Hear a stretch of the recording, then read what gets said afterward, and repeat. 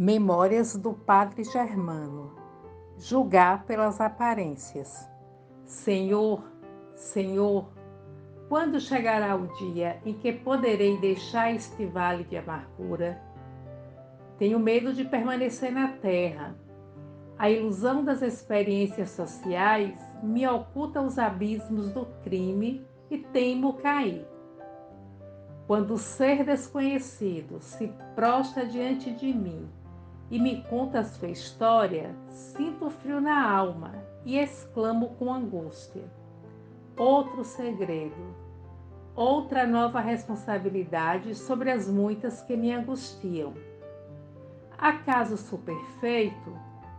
Tenho mais luz que os outros para que assim me obriguem a servir de guia a alguns cegos de entendimento? Por que essa distinção? Se eu senti como eles, se eu tive minhas paixões mais ou menos oprimidas, se eu me vi necessitado de fugir do contato do mundo para que meu coração parasse de bater, por que esse empenho em querer que a frágil argila seja forte como as rochas de granito? Povos ignorantes que viveis entregues à vontade de alguns míseros pecadores. Não sei quem é mais digno de compaixão, se vós que vos enganai, julgando-vos grandes, ou nós que nos vemos pequenos. Senhor, Senhor, por que nasci na casta sacerdotal? Por que me obrigaste a guiar pobres ovelhas, se não posso guiar a mim mesmo? Senhor, tu deves ter outras moradas, porque na terra se asfixia a alma pensadora ao ver tanta miséria, tanta hipocrisia. Eu quero ir por bom caminho, e em todas as sendas encontro precipícios para neles cair. Ó, o sacerdote! O sacerdote deve ser sábio, prudente, observador, reto em seu critério, misericordioso em sua justiça, severo e clemente, juiz e parte ao mesmo tempo. E o que somos na realidade? Homens falíveis, fracos e pequenos. Meus companheiros me abandonam porque não quero me proclamar como eles, impecável. Dizem que defraudo os interesses da igreja. E por acaso a igreja precisa dos bens da terra? Necessitará a igreja de Deus os míseros dons dos filhos do pecado? No templo do Eterno não são necessárias oferendas de metais corruptíveis. Com o incenso das boas obras das grandes almas, perfumam-se os ambientes imensos da Basílica da Criação. Senhor, inspira-me. Se eu for pelo mau caminho, apieda-te de mim, porque meu único desejo é adorar-te na terra, amando e protegendo meus semelhantes e continuar amando-te em outros mundos, onde as almas, por suas virtudes, estejam mais perto de ti. Estou aturdido, a reprovação geral se levanta contra mim. Só dois seres me bendizem nesta ocasião. Perdoa-me, Senhor, se fui culpado, mas para que duvidar, se tu estás comigo? Tu não queres templos de pedra, porque tu tens teu templo na consciência do homem. Por mim não te haveriam de erigir uma soberba abadia, onde algumas mulheres teriam rezado por costume, e algumas delas teriam te acusado de injusto, porque em teu nome as haveriam sacrificado no mais maravilhoso de sua juventude.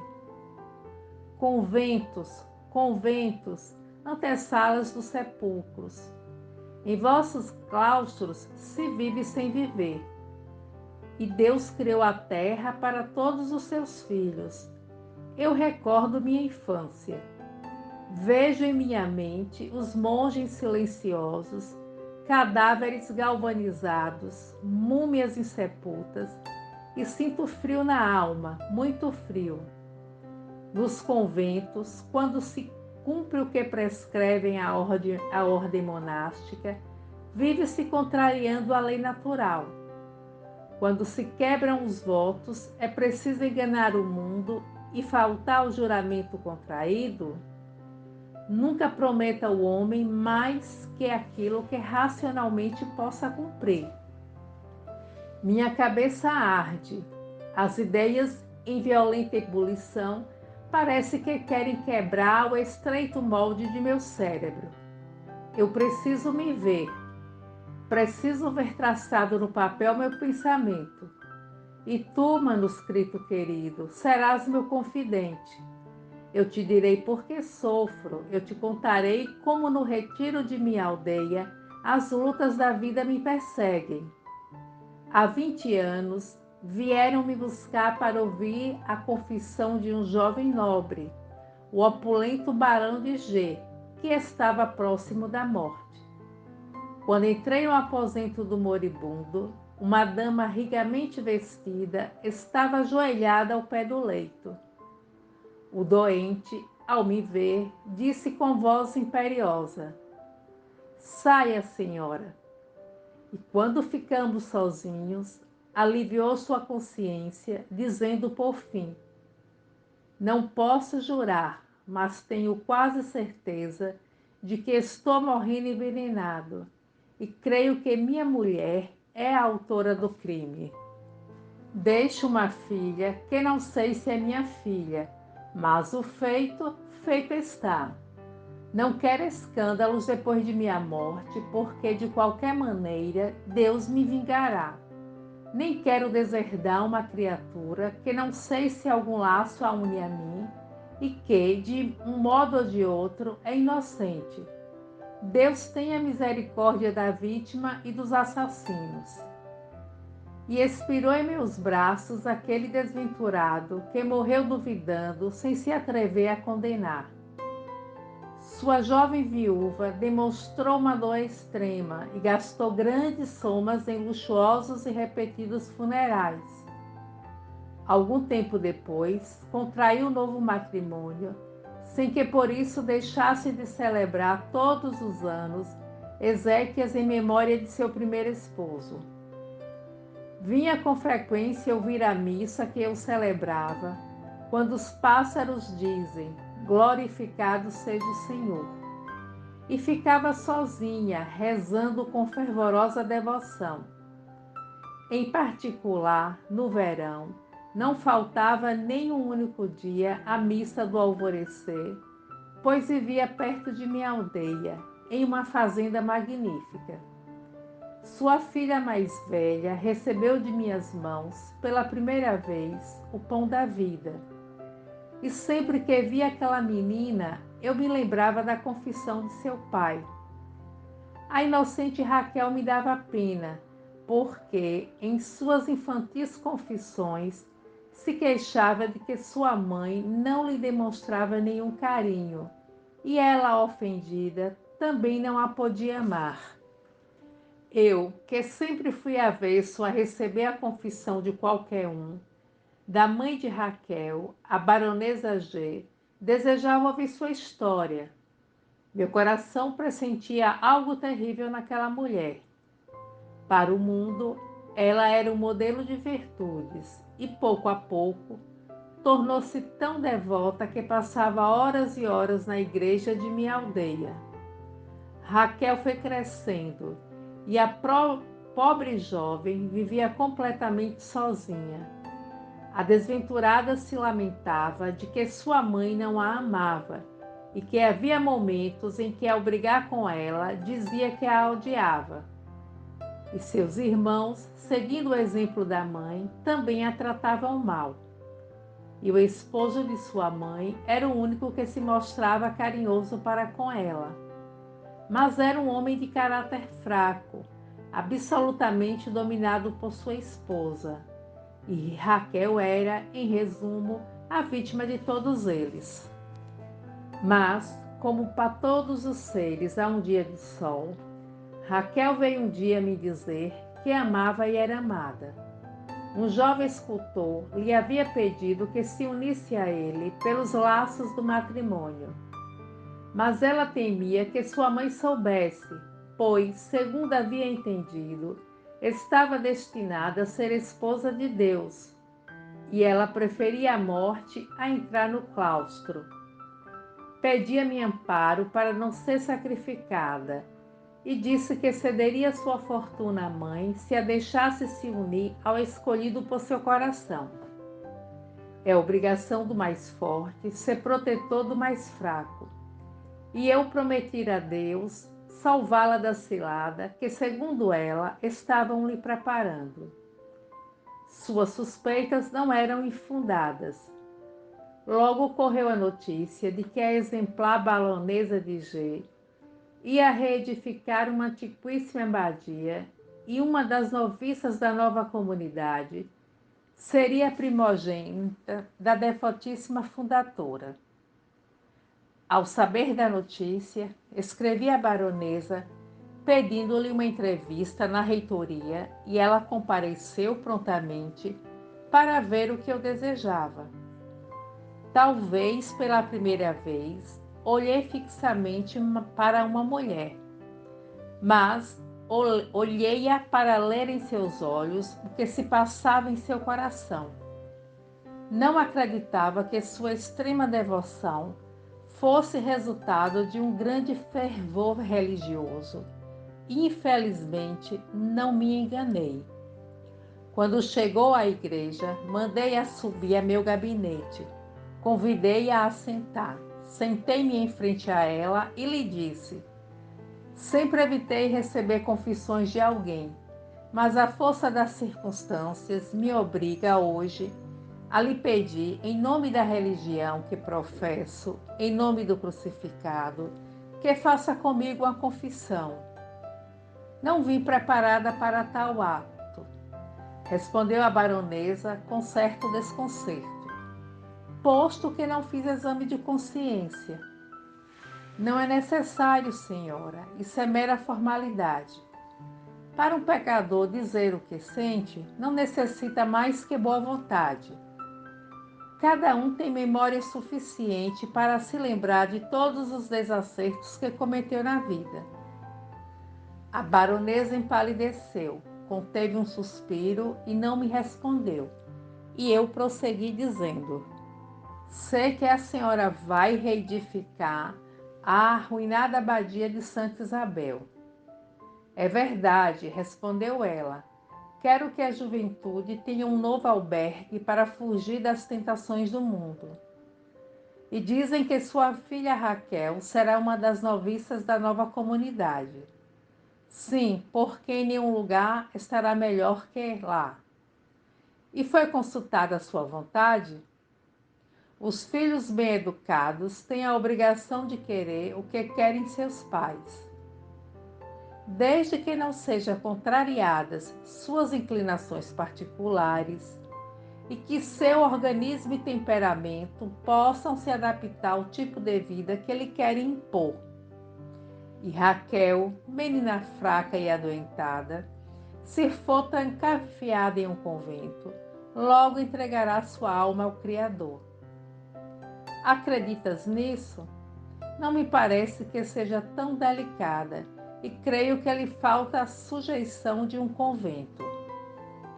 Pois eu acredito que Raquel é sensível e por isso quis lhe falar, porque tenho a obrigação sagrada de velar por ela.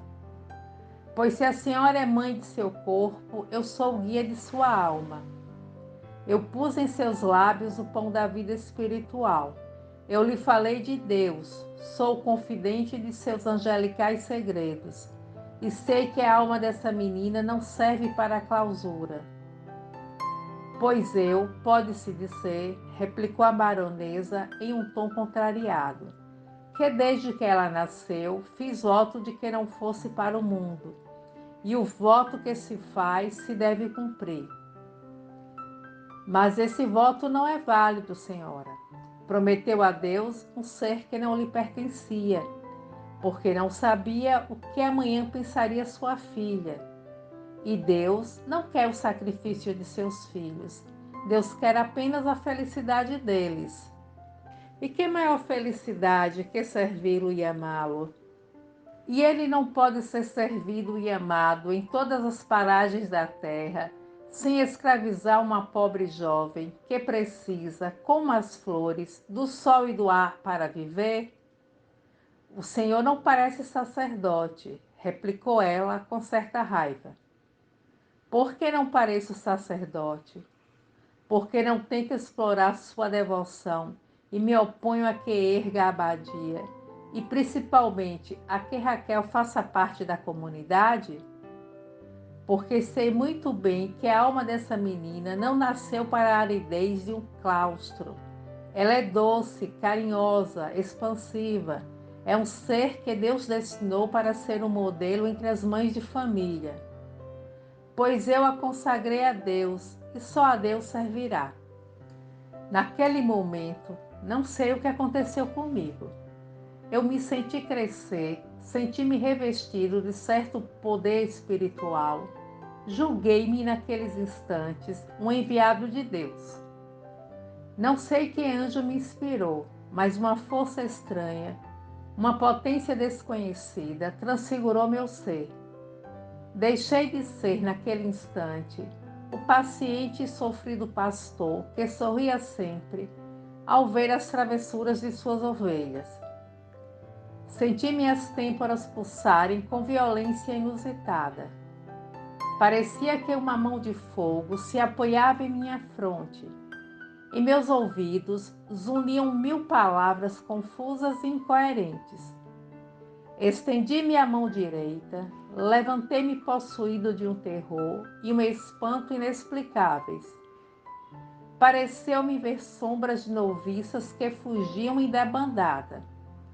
Aproximei-me da baronesa, apoiei minha mão em seu ombro e, com uma voz oca que parecia o eco do sepulcro, disse a ela: escute o ministro de Deus, e ai da senhora se atrever a mentir.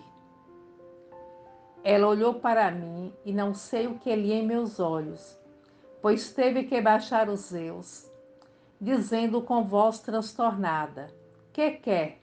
O Senhor me causa medo. E a infeliz pecadora começou a tremer. Não tema, disse, só quero o seu bem, ou melhor, não sei quem o quer, porque alguém murmura em meu ouvido o que vou lhe dizer. Sua devoção, seu misticismo, seu fervor religioso têm uma base. Sabe qual é? Qual? Disse ela com voz abafada. O remorso. O que o senhor está dizendo? Balbuciou tremendo. Eu repito, repliquei com voz profundamente intencionada. A causa de seu fanatismo religioso é o remorso. Há 20 anos, recebi a última confissão de seu esposo. E ele, moribundo, escute-me bem, senhora. Não perca nenhum acento de minhas palavras. Confiou-me o nome de um assassino. A senhora está me entendendo? Ele sabia de tudo, tudo, até o menor detalhe. Ela olhou para mim, leu em meus olhos seu nome e perdeu os sentidos, mas minha mão direita tocou sua fronte e minha voz profética, naquele momento, lhe disse com vigorosa entonação: desperte. E aquela desventurada abriu os olhos com espanto e quis se prostrar aos meus pés. Mas eu a detive, dizendo: escute, sei sua história e segui passo a passo a espinhosa senda de sua vida. A senhora se casou mais tarde com o cúmplice de seu crime. Raquel, como fruto da primeira falta, lhe recorda constantemente uma parte dos desacertos. Seus outros filhos, nascidos em legítimo matrimônio, não lhe causaram remorso, mas essa pobre menina, que leva um sobrenome que não é o seu, a tormenta, sem dúvida. Talvez veja a sombra do morto que a persegue onde quer que vá, e pense em aplacar sua ira, mandando celebrar missas em sua memória. E agora quer erguer um convento com o dote usurpado de Raquel e enclausurar longe da senhora essa menina inocente para não ver constantemente o fruto da primeira falta. E acredita que com esses atos de falsa devoção, Deus a perdoará? Não, a senhora poderá enganar os homens da terra. Poderão os iludidos tomá-la por santa. Mas para Deus de nada servem as comédias religiosas. Não cometa um novo sacrilégio, não sacrifique Raquel. Ela ama e é amada, deixe-a ser a esposa de um homem que Deus já tem por esposa a criação. Não confesse, tudo é inútil, pois leio sua vida passada no livro de seus olhos. Basta vê-la para sentir uma profunda compaixão, pois embora aparente ser bem-aventurada, uma velhice prematura enfeia seu corpo, e sempre que a vi ajoelhada no templo, me compadeci da senhora, porque, por um momento de insensatez, viverá uma vida de martírio. A cada dia quer ser mais devota, sem dúvida, porque a cada dia se reconhece mais culpada. Faça o que Deus lhe ordena. Concorda com o casamento de Raquel e empregue sua grande fortuna, que ela com prazer lhe cederá, para erguer um hospital e socorrer uma centena de famílias pobres. Assim, a senhora fará duas boas obras. Empregará em obras beneficentes o que não lhe pertence e não sacrificará um ser inocente que não cometeu mais delito que recordá-la de sua primeira queda. Ela olhou para mim e não soube o que responder. Levantou-se e tornou a cair em sua cadeira, querendo sufocar seus soluços. Mas eu lhe disse: chore, pobre mulher, chore, que com lágrimas rezam os que, como a senhora, esqueceram o quinto mandamento. Então, aquela mulher deu vazão a seu pranto e eu a deixei chorar livremente, dizendo enfim: jure que fará o que lhe pedi. Jura que rogarás por mim, respondeu ela abatida. Suas boas obras serão a melhor oração, senhora. Mas fale, não temas. Há calado 20 anos e seu silêncio é seu verdugo. Não é verdade que sofre? Não é verdade que suas orações não conseguem levar a calma a seu coração? Não, padre, não. Tudo o que disseste me acontece. Ele vive comigo. Raquel me assassina. Ela, quando nasceu, inspirou-me o que não quero recordar. Quando ele a acariciava e de repente a afastava de mim, não sei o que então eu sofria. E quando ele a olhava com íntima ternura, então sofria mais ainda. E quão certo é que a mulher caída só se levanta para cair de novo, e eu caí no abismo do crime. Depois, quando a bênção do sacerdote me uniu a meu novo esposo, pensei que descansaria, mas esperei em vão. E para ser-te franca, em nada creio, porque a religião não me consola. Mas tenho medo e me perco no caos da dúvida. E a senhora passa pela dama mais devota desta comarca, o que é julgar pelas aparências. E eu lhe repito, não consuma sua iníqua obra sacrificando um ser inocente. Pensa, padre, que Raquel é filha do pecado. Pensando assim, todos os vossos filhos são, senhora.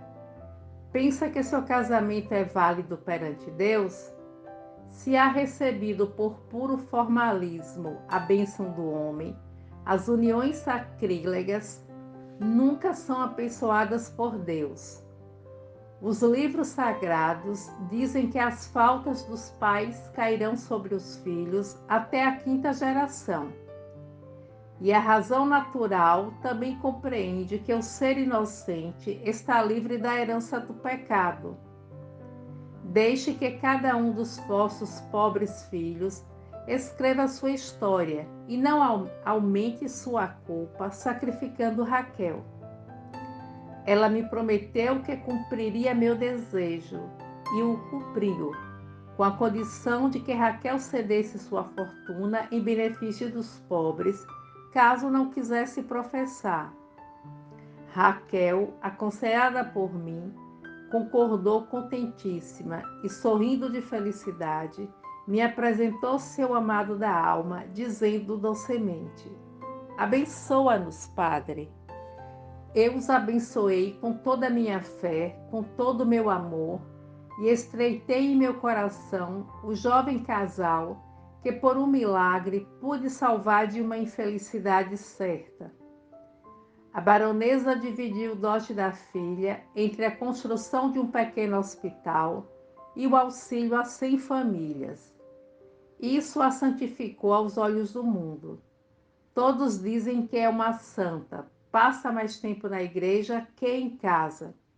E como as palavras voam no ar, dizem que eu a fiz desistir do plano de erguer a abadia e que eu apadrinhei a união de Raquel com o amado de seu coração e que, portanto, eu tirei da igreja uma casa de salvação.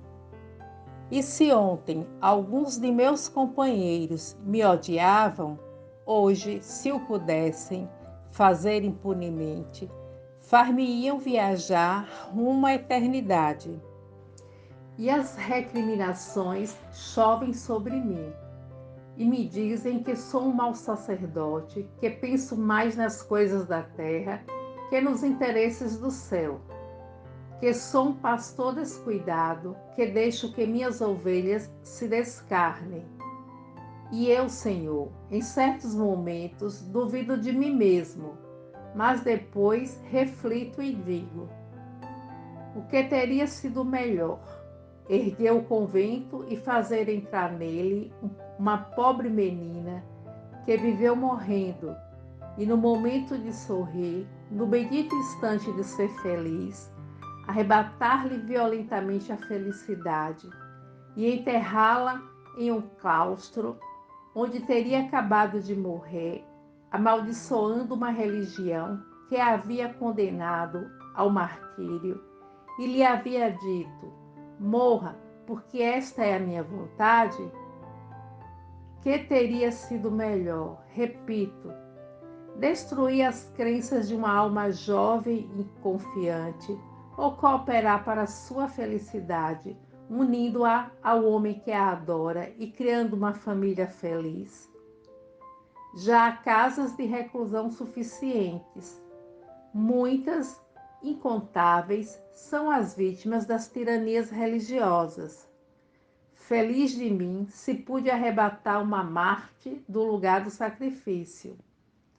Não me importa que me apontem o dedo e que digam que meus conselhos afastam do bom caminho os servos do Senhor. Se em Deus tudo é verdade, não devemos lhe oferecer falsas adorações. Consagre-se à penitência, alma lacerada, que realmente necessite do isolamento para pensar em Deus. Mas a mulher jovem, a que ama e é amada, que forme o sagrado altar da família e ensine a seus doces filhos a abençoar a Deus. Senhor, Senhor, dizem que tirei uma casa de tua igreja, mas eu creio que aumentei tua propriedade, porque tua graça entrou nas chochas dos desventurados que receberam uma grande esmola em teu nome, e os doentes, os desamparados. Não é essa tua verdadeira casa, Senhor?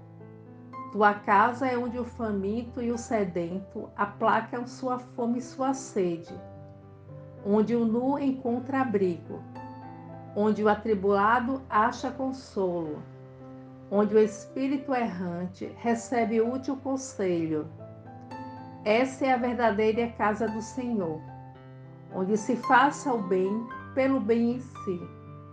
Não é preciso erguer casas para rezar rotineiramente, pois, para rezar com a alma, todos os lugares são bons, desde que o homem eleve seu pensamento a Deus. Perdoa-me, Senhor, tu lês minha mente, todos me acusam. No tribunal da terra, sou julgado como um mau sacerdote, mas tu és a verdade em si. E eu quero que os homens te adorem em espírito e em verdade. O link da playlist para acesso às postagens das Memórias do Padre Germano está na descrição do vídeo. Por gentileza, se inscreva no canal e compartilhe essas maravilhosas reflexões com quem está impossibilitado de ler por quaisquer motivos. Obrigada por ouvir e até breve.